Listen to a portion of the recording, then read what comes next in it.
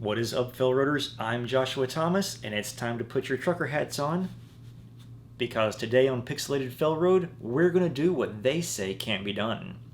Name that reference. I mean, technically, we're going to do what they don't say can be done, because this is 7 tips that they don't teach you in Snowrunner. Okay, just roll the intro.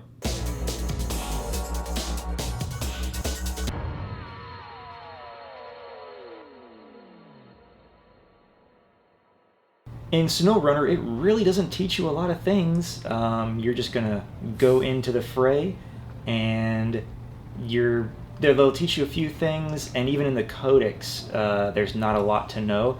But for the first tip that we are going to give you that the game doesn't teach you, and that is about trailers, and that is that trailers come with resources. So trailers found on the map have resources in them. So why is this important? Well, first off, let's show you in another example here. You see that trailer has concrete on it. You can see I'm driving up to a brand new trailer that I marked on the map.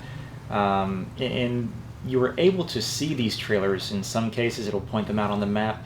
So you drive up to it, it recognizes that you found a new trailer, and lo and behold, there are bricks on that trailer. So you can sometimes make completing objectives way easier by finding trailers that have the right kind of resources on them that are much closer to your mission objective than, say, the factory or the lumber yard or all these different places where you're normally going to be sent to gather resources. So you hook up to that trailer and you can be on your merry way. Next up, tip number 2 is that you can leave trucks on the map. What I mean by this is that when you go into your map view, you can click on separate trucks or even click on your garage and press the select button to switch between the two of them. So what are some reasons that you might want to do this? Well, you can see that my scout is currently delivering those bricks that you saw in the other example. Then we've delivered the bricks, and now we're getting to another objective later on down the road, and so we're going to pick up the resources. But if you look at my fuel gauge, I'm really desperately low on fuel, and so this truck I would have to normally go into the, recover it back to the garage, and then drive all the way back out to where these resources can be picked up. And, well, that's kind of, you can do that works, but it also kind of wastes your time. What you can do instead is, you can see here, this is where you can select different trucks, like I mentioned earlier. So you go to them, select them on your map view, and then you can press the X button for the PlayStation or just the select button for whatever device you're playing the game on to select different trucks and hop into them, or also select the garage this way and hop into them. So that's how that works, and you can see me speed up the footage here. So my pickup truck, my Chevy pickup, was left here from a previous mission or a previous time scouting a trail, and so conveniently it's here to take on this new task that I have, and it's also more well suited for the task that I'm giving it. Once again, here you can see, hey, this truck has this trailer. It's well suited to pull this particular trailer, and I had set it up with the high towing lock. So you can see there on the map. If I select the mission that I'm currently on, I'm on one side of the map, my truck is in the middle of the map, and my objective is way on the other side. But then I've also got to get another resource. This is the metal, and it's literally on the other side of the map. So conveniently I have a truck parked there, that I left there from a previous mission as well.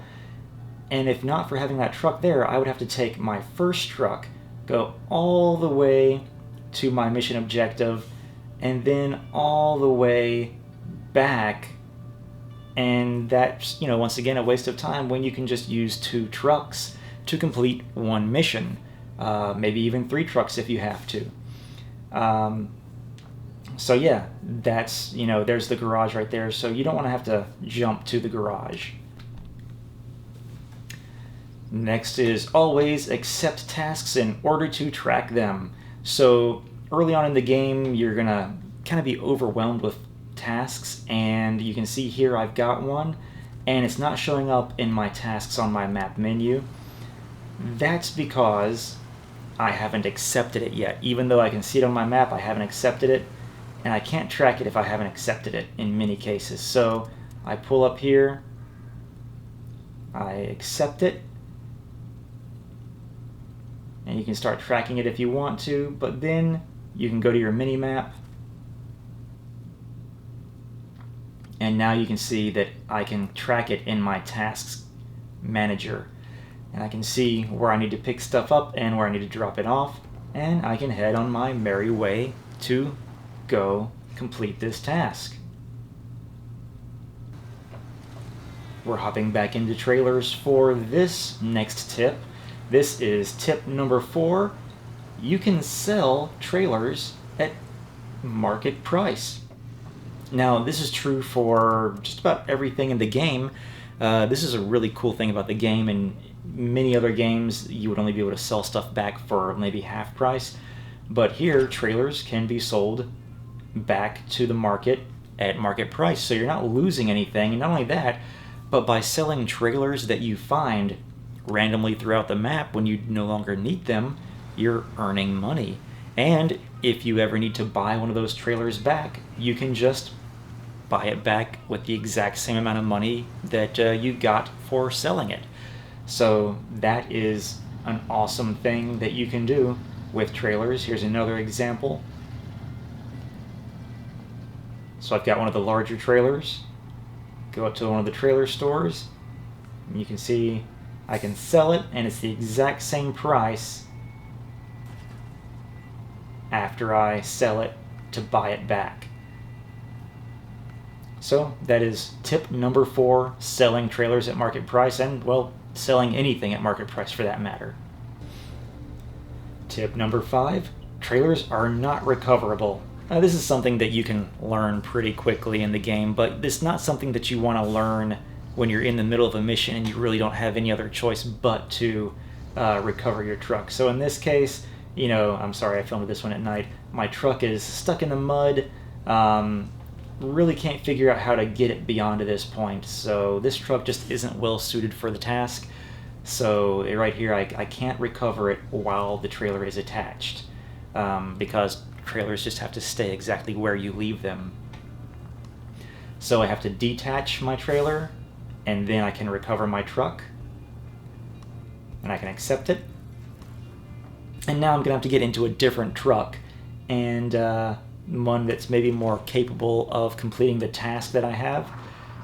And then I can go and recover that trailer, and then either use that truck, maybe take a different route, or maybe just take that trailer through that same route with the new truck that has the better capabilities. That's one thing that I really do enjoy about this game, is that each time you get a new truck, it doesn't feel like it's an exact carbon copy of the ones that you have before. It feels like, each truck has slightly different capabilities. Some are just faster, some can haul more, some are just better in deep mud or snow.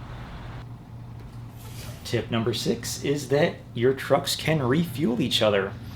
You would think that you might need to have a tanker trailer or some kind of tank add-on in order to refuel your other trucks, but no. All you have to do is pull up close to one of your other trucks, and at the bottom you'll see a refuel option, and then you can choose which truck to refuel from and which truck is receiving the fuel. And then that's all there is to it. And once you've refueled, maybe you need to hop into the other truck and in order to complete your next task. So if a truck runs low on fuel, that's another option for not having to recover it all the way back to a garage, is take a nearby truck. Oh man, our truck driver, he's got this really serial killer-y look to him. I mean, look at that. And last but not least, tip number 7, some flooded roads are easy to traverse. So take a look here. This is one of the first flooded road you come upon, and you think you need to take that trail to the left, but no, you can just barrel through those barricades and make it through without any problem whatsoever. In fact, it's easier to go through that flooded road than taking the side trail that leads around it. But the game would have you believe in the beginning that you've got to take these side trails, these dirt trails. And just in case you're wondering, in the scout vehicles, some of the starter scout vehicles, yeah, you can make it through these flooded roads. This is the one right next to your first garage, and the scout takes it like a champ. And then we'll also show you that exact same one that we went through before. This is the first one, of course, you come upon, barrel through the barricades, and down into the water. And there's no lift kit on this Scout either. I haven't gotten the lift kit for it yet. And I get to the gas station twice as fast as if I'd taken the dirt trail.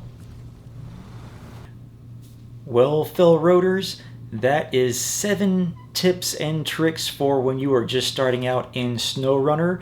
Like I said, some of these feel like things that the game should teach you. Maybe at least, if not in the instructional at the very beginning, maybe in the codex. It's a very light codex to begin with anyway. So, hope that helps you guys playing Snowrunner, and check out more video game and board game videos. I want to thank all of our loyal subscribers who have been with us for years, and I want to welcome all of our new subscribers. Hope you will enjoy more of our videos. Thanks for watching. Check you next time.